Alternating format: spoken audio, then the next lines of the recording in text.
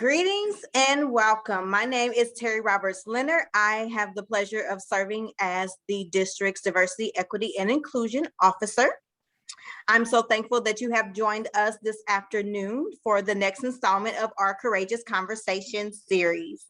The Courageous Conversation series aims to inspire dialogue, community engagement, and civic education.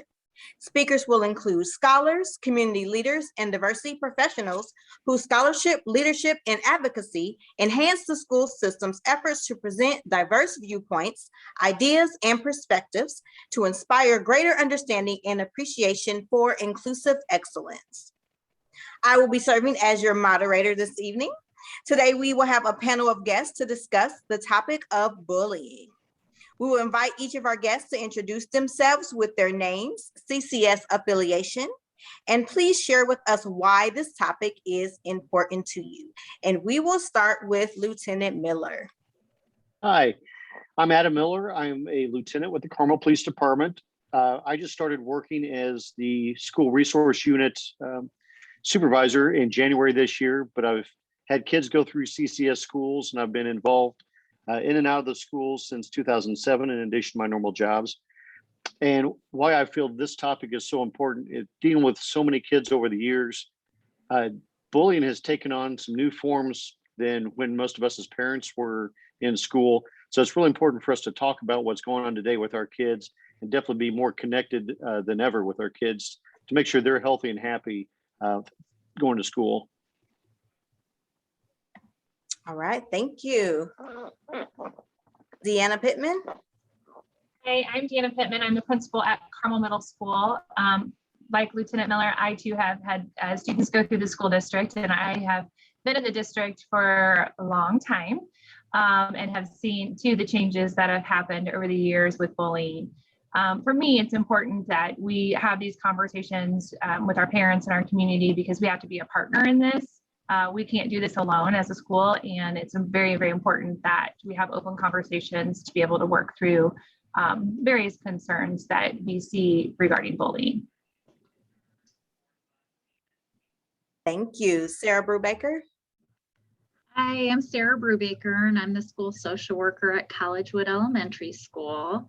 And bullying is a topic that comes up pretty frequently with our students and just helping them define it versus a mean moment or conflict.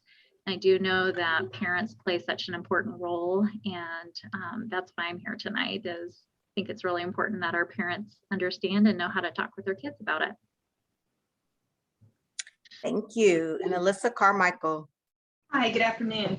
My name is Alissa Carmichael. I'm the assistant principal over at Collegewood Elementary. So Sarah BruBaker and I work closely together day in and day out, not just on this particular topic, but I'm very much on the same page as Sarah as far as I think we work a lot with the topic of bullying. A lot of times it's just about the definition of bullying versus mean moments. At the elementary level, it's so important for us to look at both sides, the bully and the person being bullied, and work through those conversations and relationships and connections with parents, and helping us guide those conversations with their children, and then also just teaming up with us and those parents, because it's important for us to work together, as Deanna said. So yeah, I'm happy to be here. Awesome. Thank you all. And thank you again for being here. And Alissa, that what you said ties right into our first question. So let's talk about the definition of bullying. So I know that there is often some confusion, as you and Sarah just said, that sometimes people mistake what is actually classified as bullying for what could be what you refer to as a mean moment. So can you talk a little bit more about that? Sure.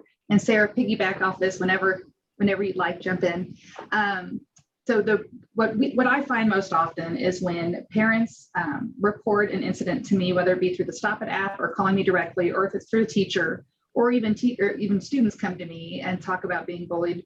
Most often it is moments where it's a little bit of kind of tit for tat. So it starts off as something unkind being said, and then the other student says something unkind being said, and it just keeps going back and forth. That is most often what they're thinking bullying is. But the definition we work from here in Carmel is that it's overt, unwanted, and it's repeated, and it's also very targeted. So not to say we don't have those instances, but I would say it's most often working through just social interactions that are elementary age students. They just need some guidance and some of those problem solving skills and some of those social interactions, and we coach them through that.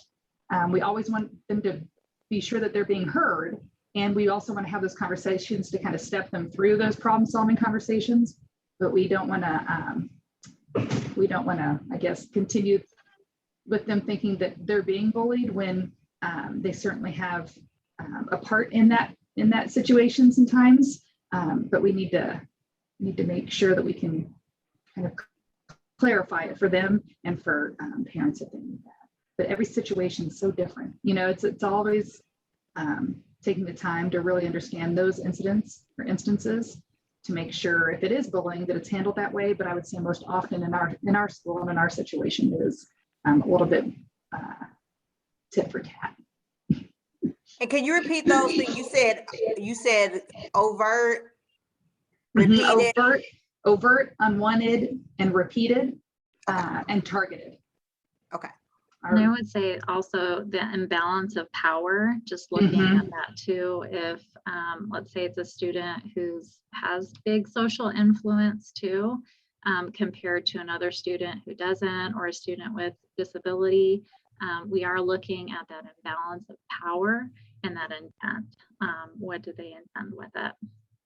And could that also be a grade thing, like a kindergartner and a fifth grader? Yeah. Okay. So age difference.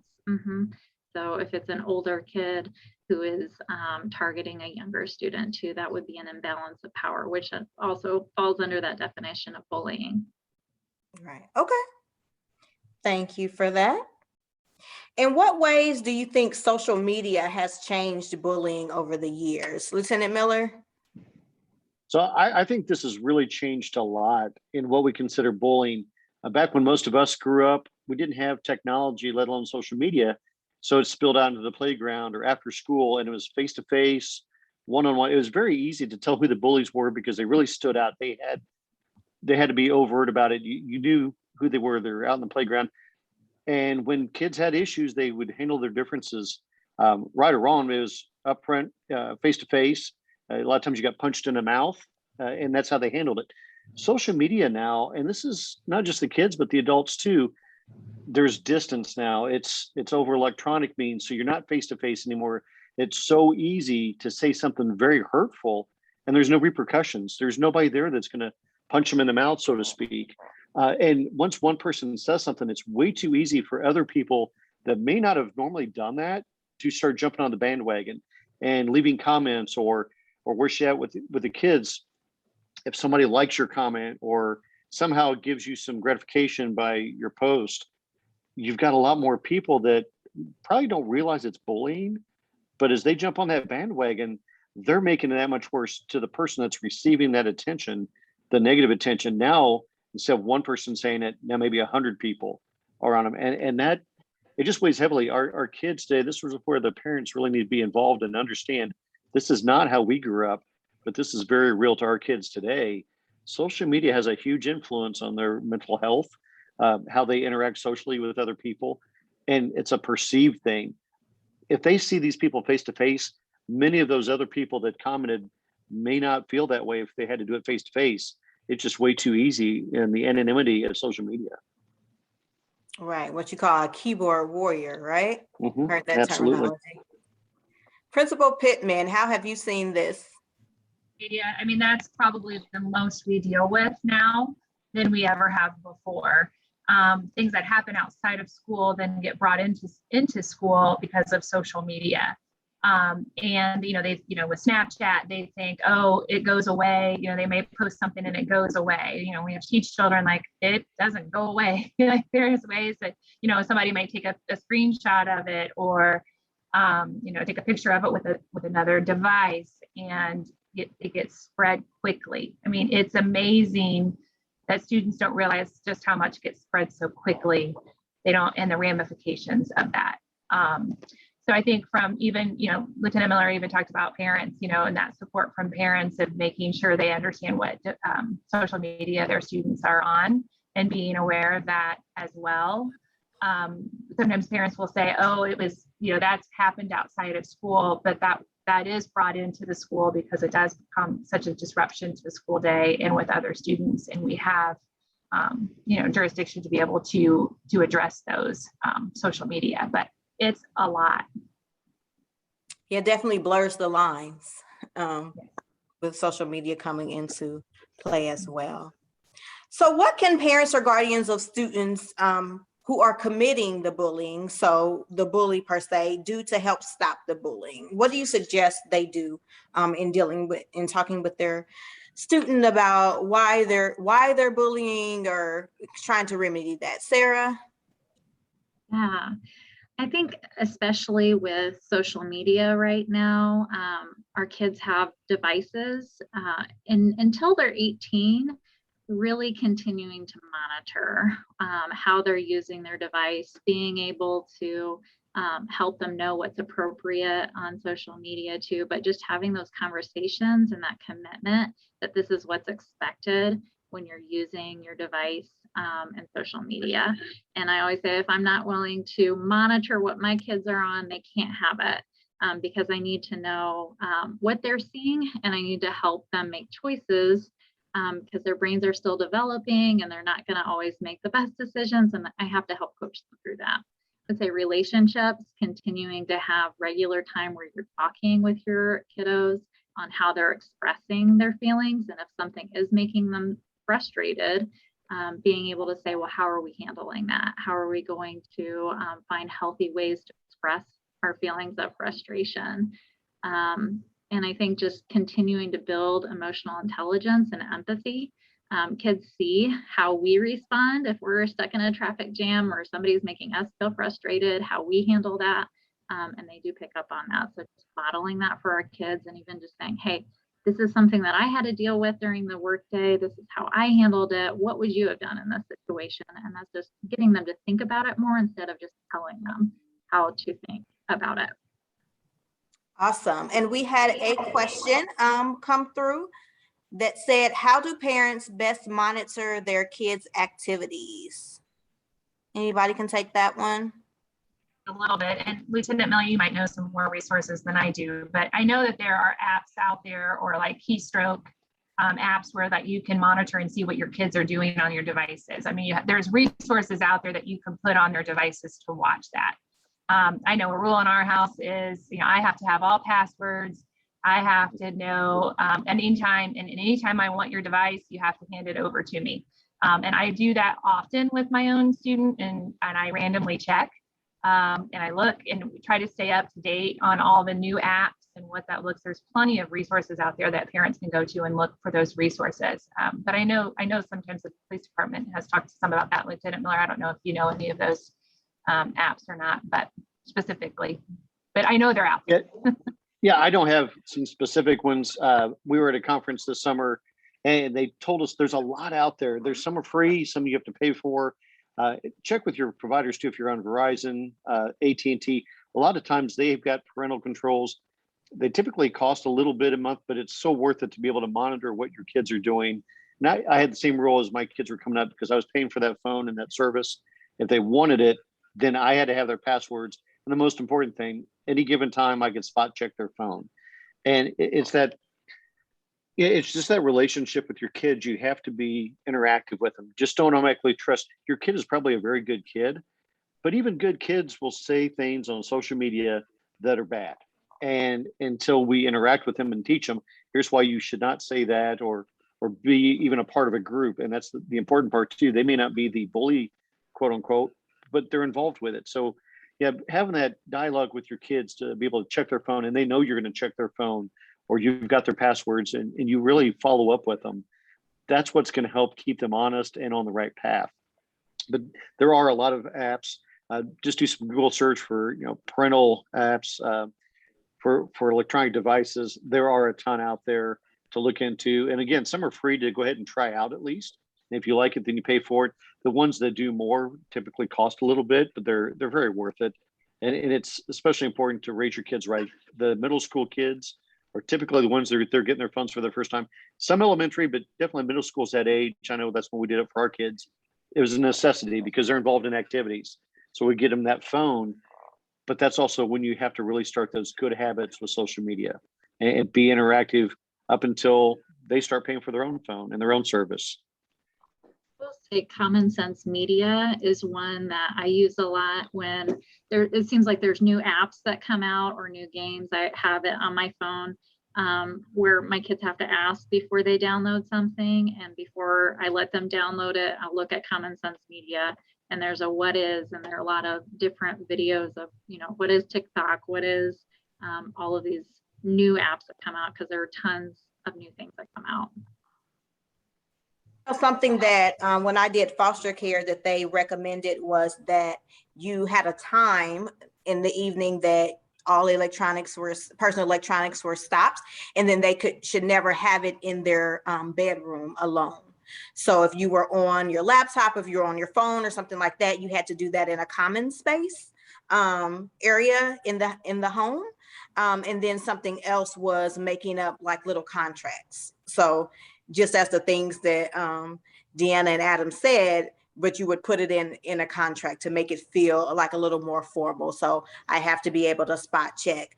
I have control over this. Ultimately, this is my phone, whatever it may be in those contracts, and they can outline that you can't have it in your bedroom or anything like that. But I know that bedroom rule was a big one. Like anywhere that you would be by yourself, they recommended the child didn't have social media. So that was the bedroom and the bathroom, basically. Something else you can do that's free if you have an iPhone. There's something I just did as recently as 2 years ago because of COVID, when everything shut down, and my oldest was a senior in high school at the time. That screen time became a big problem. So the screen time settings on iPhones and iPads both, I could go in per app classifications. It could be all social media, or if I knew they needed something for a certain class, you can set either what time it's available or set a total minute limit, and it shuts off. And if they need it more, they have to get approval from you. And there's a lot of things, and I'm sure the other cell phones have the same way, but iPhone's got it set up so they have to go through you to get an extension, or what app they're using at what time. And there's no better way to get a kid to do chores than they come to you and say, my time limit is done. Can I have 5 more minutes? Absolutely. You have to remember that. Yeah. The other Somebody in the chat mentioned that there are sample contracts online that you can use to build resources. And that is true. Just Google cell phone contracts for kids. And there are a lot of templates there that you can kind of use to kind of get ideas about what to put in there. The other thing I would say is you have to stay on top of it because it's constantly changing. Like one app, you figure out one app and the hidden pieces of it, like Snapchat, there's hidden pieces within Snapchat, and then they figure something else out that they go to. So it's a constant, it never ends. Absolutely. That's a really good point. So how do you suggest parents or guardians help their student if they are experiencing bullying? So kiddo comes home and says, Billy is bullying me at school or in gym, in the playground. What do you suggest are the steps that the parents go through for that? Alissa? Sure. I think the first step is to get the teacher involved. The first step is just having that conversation with your child and maybe noting some of the most important parts of the story that they're telling you, and then communicating that with your teacher. I know our teachers, the best way to contact them is through email, since it's usually in the evenings when you'd be having those conversations with your children. But having that in a timely fashion is super helpful to us. And then that gives us the opportunity the next day to do some of our own investigating. It's really important that we kind of keep that anonymity of that report, because oftentimes in bullying situations, when the bully finds out that they've been told on, sometimes that makes the behaviors escalate. So that anonymity of reporting is when I think it's important that that when you report it to us, we take that into consideration and we work from that angle. And then on our perspective, we do the investigation and contact the other parents that need to be contacted and figure all that out on our end. But I think definitely the first step is communication and letting us know. And if it is something that's repeated and it has been addressed by either like myself with when I have a conversation with parents, I'm like, if it's been addressed, if it doesn't stop today, I need you to, for your child or you to report it super quickly to me because we need to stay on top of it. So if it is repeated, we can address that. Okay. And Sarah, in your type of role, what are some things that you would suggest to parents of students who are being bullied? Yeah, I think the first reaction is a couple different things when our kids come to us. One is kind of that mama bear of I got to get out and protect my kid. And sometimes we step over kind of validating our kids' feelings through that, how they felt with if it was a mean moment or if it was bullying, just validating how they're feeling in that situation, whether or not we agree with it. It's the feeling and the experience that they're having. The other might be to downplay it and say it's not that bad. And again, just going back to validating their feelings.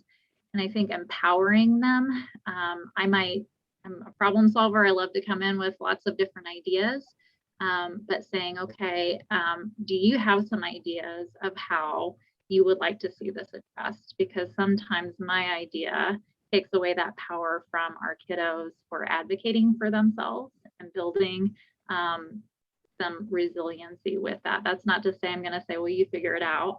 It's just, I have lots of ideas of how I think we should handle this, but I want to hear from you on how you think we should handle this. We can talk to the teacher. You can talk to the teacher. What would you like to try first without me just jumping in and saying this is best?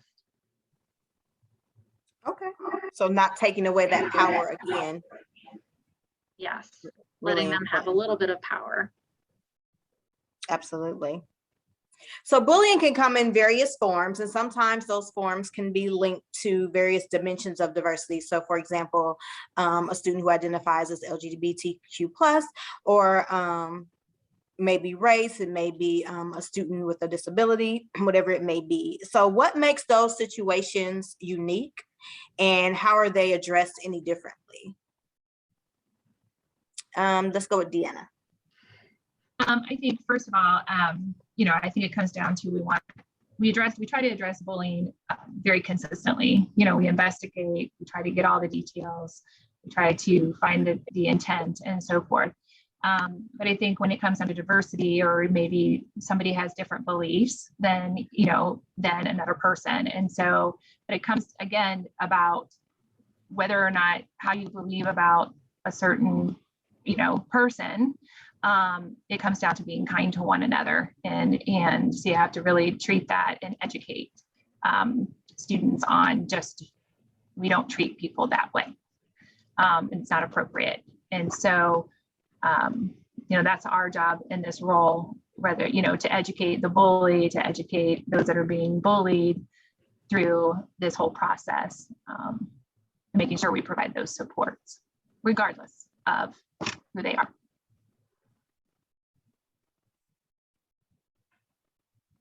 Alissa, sorry, I was muted. That's okay. It is, I think every situation is, we are consistent in our kind of procedures and how we handle it and work through it. But I do think every situation is different, and everyone's needs are just tweaked a little bit differently depending on where they are in their maturing and all the way to kindergarten through 12. It's a challenge. And so I think always taking it as each situation, whatever it brings forth, definitely there's not a one size fits all on how we can handle these kinds of situations whenever they're brought forward for us to help solve. And then sometimes, like Sarah said, like building that capacity within the students and having the conversations from student to student, if they can have those kinds of conversations, there's a lot of power in that, and there's a lot of growth, and there's a lot of learning in that. But it's certainly not a one size fits all way of handling it. It can be a challenge, but like Deanna said, like we're here to make kind community members, and to do that. It's a little bit different depending on each student and what they bring forth in their situation. I think it's important to remember too that although everybody is entitled to their opinions and their beliefs, they're not entitled to attack other people because of it, right? So if a student is LGBTQ plus and you do not agree with that, you are entitled to have those feelings, those values, those beliefs, but you are not entitled to attack another student because of their beliefs. And so I think that that is one distinction that I know that we are sure in the classrooms and in the school, wherever it may be. You might be on the playground, maybe in gym, wherever you may be, in the lunchroom, to address as well as, especially when you're in high school, really talking about kind of the historical context to some things. So if you're bullying people and using slurs and things like that, that may be more common at a high school level than with a kindergartner, right? Really talking about the historical context and why that is not acceptable, and kind of giving some of that background information, and also talking about the next step. You know, you go to college and you think that that's okay, you know, they could have your tuition money and still put you out. Like that is just the way it is. So thinking about repercussions and things like that, and again, still trying to build those solid citizens. I'm going to go to the chat. I saw something pop up. It says, what are the mechanisms to assure both sets of parents are receiving the same information and details when involved in a bullying situation? We'll start with that. There's a couple parts to the question. So I'll read that again. What are the mechanisms to assure both sets of parents are receiving the same information and details when involved in a bullying situation? Deanna, you want to take that one? Sure. You know, we in a situation like this, we always talk to those sets of parents. The difficult piece of it is when you get into FERPA. So we can't share information in regards to what kind of consequences we may give to a student that is being, you know, that is doing the bullying. We can't share that information because that's their private information, just as we wouldn't share, you know, a victim, we wouldn't share their information either. So we work really hard to communicate. Like I said, we try to be partners with both sets of parents, you know, of a parent of the victim, a parent of the bully, and working through the process and sharing information as much as we possibly can while maintaining confidentiality of personal student information. All right, let me go to the second part of the question. Says, how can the school system help parents connect to educate and handle both sides? So I am assuming that they mean connect the victim and the bully's parents. Is that something that you all do generally?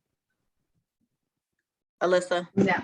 No, we don't. A lot of times, if it happens in a neighborhood and they're next door neighbors, or if it happens on the bus and they're all at the same bus stop, a lot of times our families will handle things outside of school. But if it is something that is not in a situation like that, I do not have parents come in and meet face to face. A lot of times it's a very emotionally charged situation, and that's not healthy for anyone involved. And I think there's certainly a trust that hopefully myself as an administrator has built with my families, that they know that when I tell them I'm going to, handle a situation, and I explain to them how I'm going to handle it, and then I follow up and let them know how it went and how it was handled and what I said to the other set of parents, even if I don't tell them who those parents are.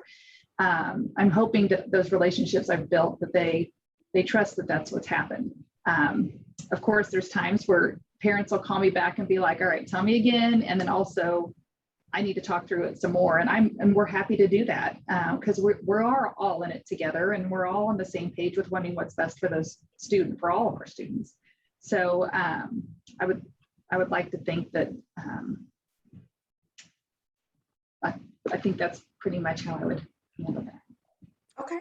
And the rest of that comment said, I have heard many times one set of parents feel they are left in the dark, and it seems only their child was disciplined and no learning happened on the bully side. So I think that was addressed by what Deanna said. I think it's important for us to remember from the school system perspective that everybody doesn't work at a school, right? So everybody isn't initially thinking like, oh, FERPA, they're not going to be able to tell me. We just think that we're not given that information. So I think it's up to us as a school district to have those conversations at the beginning of every time we have those we have those interactions. Yeah, and that is tough. And I know, like, and Sarah had said that mama bear or that papa bear will come out, and they really want to know that it is fixed, and that if it hurt their child, they want to know that there are consequences. And we just aren't able to share that much detail with them, which I know makes it a challenge on their end when they're missing some of that information.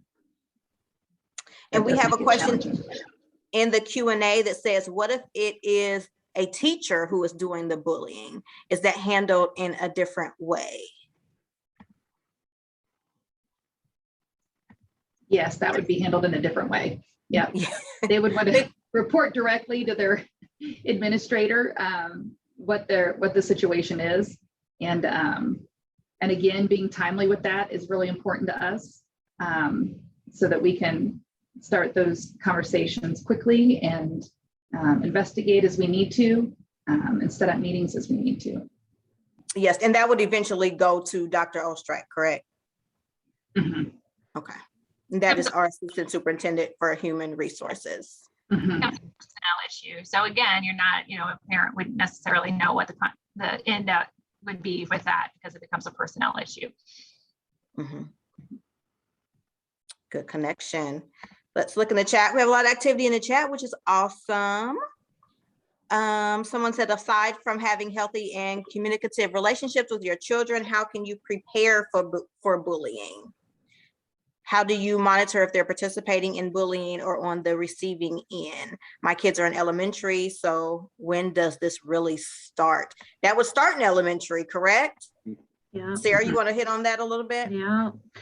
So I think it goes back to relationships that we're building with our kids, and just setting aside those times to talk with them about their day, and not just how was your day, but even if it is, I know we have bully prevention that comes up every year before October 15th, and we'll be sending out those letters, reading them, talking about it, like, hey, I didn't realize that this is what bullying, or tell me more about what you learned about that, and have you ever seen that happen in your school? So just continuing to have those conversations with your kiddos and building that relationship, monitoring their social media and electronic use, even with like Roblox or Minecraft and those sorts of games too. They have those chat features, sitting with them and just kind of saying, teach me how to do this game, and understanding some of the features that are on there too. I think it's about those questions too, right? So I ask my kids every day, who were you kind to? Mhm. And so a lot of times things come out of that, because we're not just talking about what they learned. I can look in their binder and see what they learned, but Mhm. who were you kind to? And if something bad happened, that usually comes up in the answer to that question too. So I think it's a matter of kind of what, not just talking, but what exactly you're asking. Lieutenant Miller? I was going to say, even at the elementary level, these kids talk and they see and hear a lot of things, especially on the playground. And I think it's important to have those conversations with your child when they're in elementary school. They'll probably see another kid say something about somebody, how they look, or maybe they do have a handicap. And that's why I wanted to touch a little bit on that last question you had, Terri, when you talk about the different groups, whether it may be a racial thing or a lifestyle, whatever it is, they're different. Kids may start, because those are easy. They're talking about a group of people, so they're not picking on one person. And it's important to pick up on those little things, because if they start out making fun of a particular group of people, not even if it's not one kid, that's how it can start. And we need to start teaching the kids early on. Not everybody's the same. And that's the biggest problem with the social media aspect too. We have differences, and these kids have to learn how to assimilate into society where we can have differences, look different, act different, but we have to treat each other with kindness. Just the way we want to be treated, we should treat others. And that comes up. So when you do talk to your kids about what happened on the playground, and that's important, or if they do see or hear something on the playground, empower your kids to talk to their teacher. Pretty soon, as of this next year, there will be an SRO in every building. So even all the elementaries, the SROs go around and talk to the kids quite a bit. We have curriculum we teach K-5 in the elementaries, but empower your kids to go talk to the SRO even. And it's not tattletaling. If they just want to talk about, I heard this on the playground, sometimes that helps us start that conversation and work with the parents and understand why that's not how we want them to act as they get older, why that, how the other kid behaved is not good. Sometimes it's not your kid yet. And you're right, those are the important conversations to have. You know, what happened today? Tell me about the playground. If they have friend connections, it's important to know what their friends are up to as well. And on the social media elementary level, so you may not have kids with cell phones or on social media per se, but Sarah, you brought it up, whether it's Minecraft or the Roblox, just the internet in general. YouTube has videos. You really need to monitor what your kids are doing online. If it's not social media, there are still social aspects in those games, in YouTube, whatever it may be. So really stay connected, because the people that want to get to the kids, they're finding creative ways to get to them. And so we really have to be cautious as parents. Yeah, that goes back to those locks and controls on those devices. I had some unauthorized Amazon purchase I had to cancel this week. It's just a 6-year-old got a hold of a tablet, right? So can help in other ways as well. And part of that question, when the person was asking about, scrolling back up to it, about how to prepare for bullying, I think it's important to have those conversations as soon as your kid gets ready to go to school. You know, not everybody is nice. You know, and anybody who's had a kindergartner has had a kindergartner who had a bad day because somebody didn't want to play with them.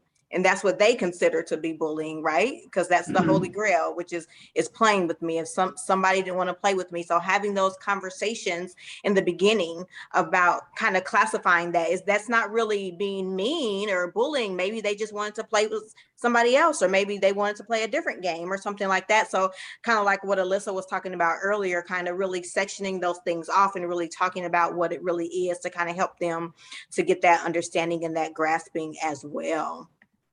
I also think that the more conversations that we have as we kind of dig deeper into some of the social interactions that maybe the quote unquote bully is having, as you dig deeper, there are underlying reasons that they're having those interactions, or those feelings of anger or animosity or jealousy, or like there's so many different ways it comes out. And sometimes it comes out in the form of being demeaning to other people or embarrassing other people. So I think definitely digging deeper beyond just this seen behavior is really important. I think when we kind of gloss over it and just put the label of bullying on it and then just disciplining it out, we are really missing an opportunity to help that child grow, and then helping all the students that are around having to experience those kinds of behaviors. But digging deeper beyond just the behavior we can outwardly see is very important. Absolutely. I would piggyback on that too. I mean, it's easy to get in a habit of saying, well, that kid is a bully. And we really want our kids to be able to say that's bullying behavior, but that child is able to make different choices, and we don't know what their story is. I'm not saying it's acceptable, but trying to stick away from those labels too, of saying this kid is a bully, and really focusing on this behavior as bullying, and that kiddo needs some help learning appropriate skills and how to manage their emotions or make connections.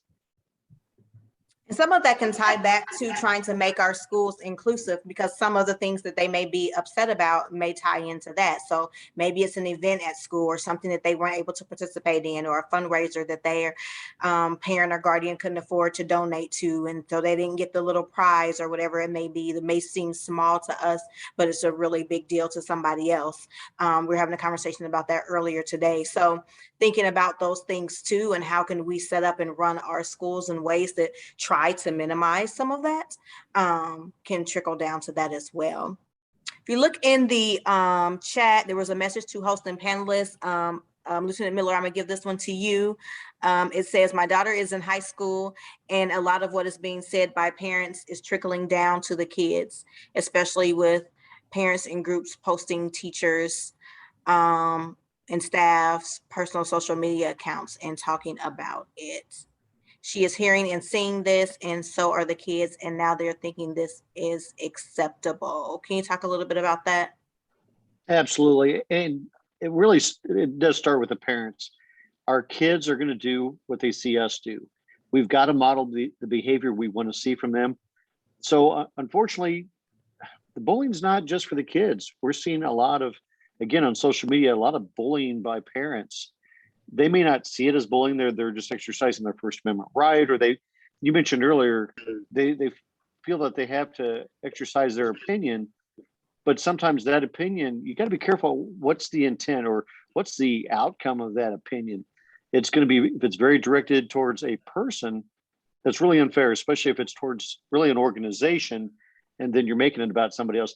These kids don't always understand the issues we may be talking about as parents. They just see our behavior and they're not looking past that. So it's really hard for us to expect our kids to behave a certain way if we're behaving a way that looks like bullying. So that's you got to watch what we're doing. The kids just don't understand adult behavior. And so if it is legitimate comments, whether it be social media or something, they may interpret that as okay to do, but at a teenage level or even a middle school age level, that turns into bullying because they don't know how to apply adult situations to their world. Anybody else have anything for that one? I think to piggyback off of what was just said, and I was at a conference earlier this week, and they talked about the intent versus the impact. And the intent of all those very passionate parents, they have what they feel to be very positive intent, or what their intentions are not to be negatively affecting youth. But the impact of what that intent is not matching up. Like the impact is not positive on some of those children. So I think that's just interesting. I just learned about it, and it just circles right back to that intent versus impact. All right.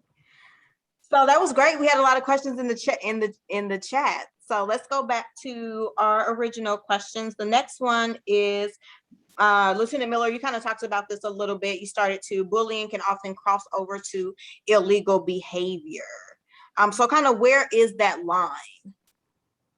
So we have a couple laws in place, and this is why it is important to understand somebody being mean versus somebody bullying, because bullying in the student world, when it gets to an adults, we have harassment and intimidation. And so bullying, when we talk about overt, constant, and directed, the same thing applies to illegal behavior, where we could charge harassment or intimidation. Harassment just means there's continued communication that has no legitimate purpose. So if you're constantly badgering a particular person, even if you think your comments are justified, if it serves no legitimate purpose and it's just badgering and it's continual and it's overt, and that alone is harassment. And so it could become a criminal case. Protection orders could be filed against you from that other person. That leads to more legal issues. Intimidation is where that crosses the line, where now you've put that person in fear for their life. When you start posting sometimes home addresses or encouraging people to join your cause to go after somebody, now that becomes intimidation. That's not free speech anymore. You're endangering somebody else's life and liberty. So yes, bullying can easily turn into criminal behavior. The adult side, it's going to get criminal pretty quick because we don't tolerate that out of adults. Adults should know better. These kids, we want to teach them how to act. So bullying to kids is criminal behavior to adults. There's a fine line. We don't want to criminalize it so much for the kids. We want to teach. The kids don't understand. We need to teach them what is right and what's wrong. As adults, we really need to be careful because, again, those social media keyboard warriors, as you said, it doesn't stay on the keyboards. That can get criminal pretty quick. Absolutely. So go ahead. I was just going to say that's the beauty of having our SROs in our building. We're able to talk through with our SROs, if it were to reach that point, or even having conversations with our students to say, if you were an adult, this could happen, or if this were to continue, this would happen. And they can have those conversations. They have those relationships with our students that you can kind of set the tone of what, if this continues, what would take place. And that's that education piece that we've talked about. That's so important. Yeah, I often tell students, you don't turn your tassel and then everything just falls into place. right? But there is that expectation once you hit 18 years old that you are grown. So taking the opportunity to learn and grow and develop, as Lieutenant Miller just said, so that when you're older and you know better, you actually do better. And so as we're coming up on the end of our time together, what is the most important thing that you want parents and guardians to know about bullying? And we'll have everybody to answer this, and we will start with Sarah.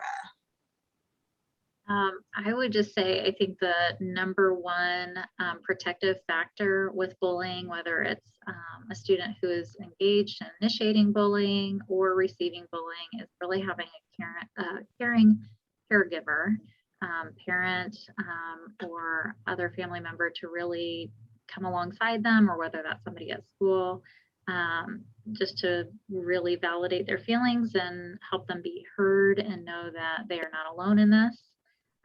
So continue to build up that relationship with your kids. And I think that's the best thing that we can do.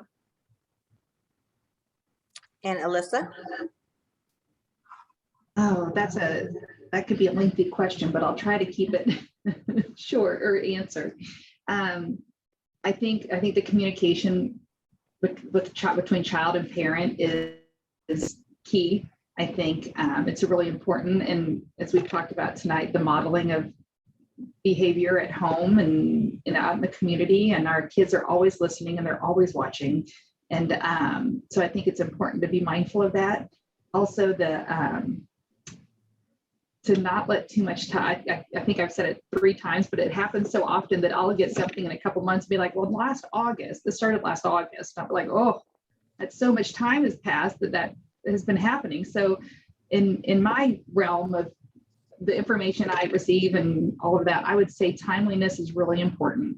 And then, as Sarah said, ensuring that there is someone kind of walking alongside that learning, because there's learning on both sides through the whole entire process of handling a bullying situation. So having a caring adult that can help guide a child through that, or a teenager, I also think is really important. And also using resources as you see they are needed, knowing that some of our bullies might have, or the people who exhibit some of those behaviors, and even some of the victims might have some underlying issues that we have resources to address. And so reaching out to your social workers or your SROs or your principal or anybody to tap into those, because sometimes parents just don't know we have them. And you don't need them. If you don't need them, there's no need to investigate, but we certainly have a lot of resources to help those students who are in those situations, and we just need to teach them through that. Thank you. Deanna Pitman? I think first and foremost that we take it very seriously, and that we will investigate every single report that we get, and probably to the nth degree, because we do want to make sure that we are getting all the details, but also that remind parents that we are responsible for educating both the bully and the victim. And I think sometimes parents, especially the victim, you're upset and you want the kid kicked out of school or severe consequences. But we're also responsible for educating that student and making sure that they don't keep repeating this behavior, and that we're working with both sides. Because our job is we want the kids to be in the building that's the best place for them to be, so that we can work through and help them become better citizens. And so just to understand that we are working with both, and the utmost importance is educating and taking care of both students. And before we go to Lieutenant Miller, we had a question pop up. I'm gonna give it to you, Deanna. Can you talk about the Stop It app and what that is and where they can find it? Sure. There's an app, the kids have access to it on their devices, and then parents, I think it's on the website for parents, but and then you just report, you can put anonymously, or you can actually put your information. Once you put that in, you ask for details. Like I said, you can put your phone number. We can message back and forth with a student or a parent if needed. But we get them all the time especially in the secondary world. I don't know if the elementary gets them as often as we do, but and we get them at all hours of the night, and it goes to every administrator in the building, and then also police officers, the SROs get them, as well as central office administration. So a lot of people get them. I will tell you, it works. We have had, not just for bullying, for mental health. We have helped students with mental health issues. They're going through mental health issues. So we really encourage students to use it, and parents will get it from everybody. Thank you for that. Lieutenant Miller? What's your Just most a few important things I want the parents to understand, I don't know of any bullies who are born a bully. They learn this behavior at a very early age. And I think parents need to realize they really underestimate the power they have on what they teach their kids at an early age. We need to model the behavior long before they even get to elementary school on how to be kind to other people and just how to be good people in general, and to know what they should expect to be, how they should be expect to be treated, and how we expect them to treat other people. Because we do see some kids in elementary school that are quote unquote bullies, and they didn't just become that way, by chance. They've learned that behavior from someplace, whether it's another sibling. And parenting is really tough. It's tiring, it's time consuming. But I think the number one thing parents need to realize, don't underestimate how much power you have to form these kids into becoming great, productive adults, because they're going to be parents too someday. Start with that early age. And I do want to echo the Stop It app, or reaching out to your mental health social workers, the SROs of the schools. There's a lot we can do to help with kids and help the parents. The school resource officers we're school for everybody, the staff, the students, the parents. We're here to help everybody. So please reach out to the SROs.